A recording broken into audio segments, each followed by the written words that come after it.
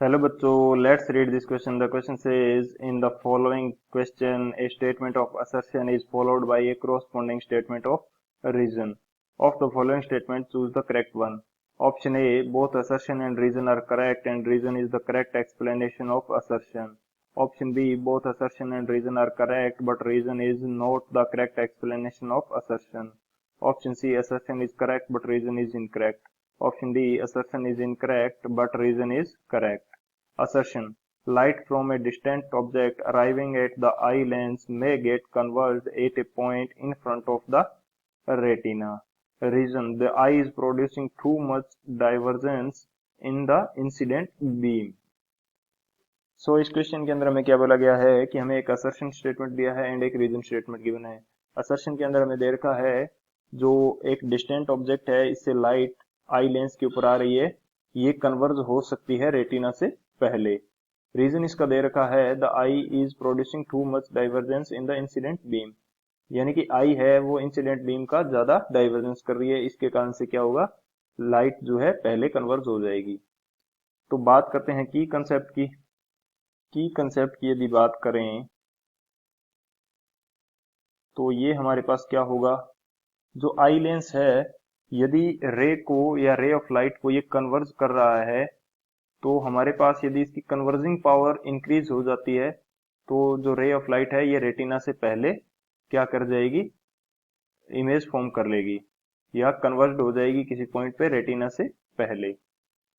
तो यहाँ पे यदि देखा जाए तो कुछ इस टाइप का हमारे पास लेंस होता है रेटिना का, कुछ इस टाइप से रेटिना का लेंस होता है एंड इसके ऊपर रे ऑफ लाइट यदि इंसिडेंट हो रही है आई लेंस के ऊपर तो ये रेटिना से पहले किसी पॉइंट के ऊपर क्या हो रही है, कन्वर्ज हो रही है। ये इसमें बोला गया है। ये मेरे पास क्या है, रेटिना एंड ये मेरे पास क्या है, ये है आई लेंस, यानी कि ये लेंस कन्वर्जिंग नेचर शो कर रहा है। कौन सी नेचर शो कर रहा है, कन्वर्जिंग नेचर। तो ये तो हो गया हमारा की कंसेप्ट।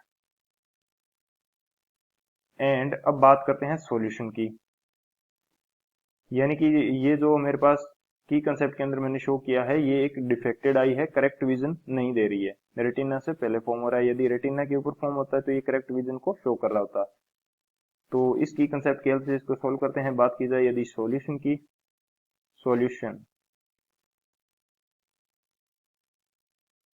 सॉल्यूशन के अंदर हम देखते हैं कि जो आई लेंस है, यदि मैं फिर से शो करना चाहूं, ये मेरे पास क्या है, आई लेंस एंड इसके ऊपर रे ऑफ लाइट इंसिडेंट हो रही है कुछ इस तरह से, ये कन्वर्जिंग नेचर शो कर रहा है। यदि इसकी कन्वर्जिंग पावर इंक्रीज हो रही है तो ये रेटिना से पहले लाइट को कन्वर्ज कर रहा है किसी पॉइंट पर। यदि इसकी कन्वर्जिंग पावर और ज्यादा इंक्रीज कर दी जाए तो रेटिना से पहले इंक्रीज यानी कि ये कन्वर्ज कर देगा लाइट को।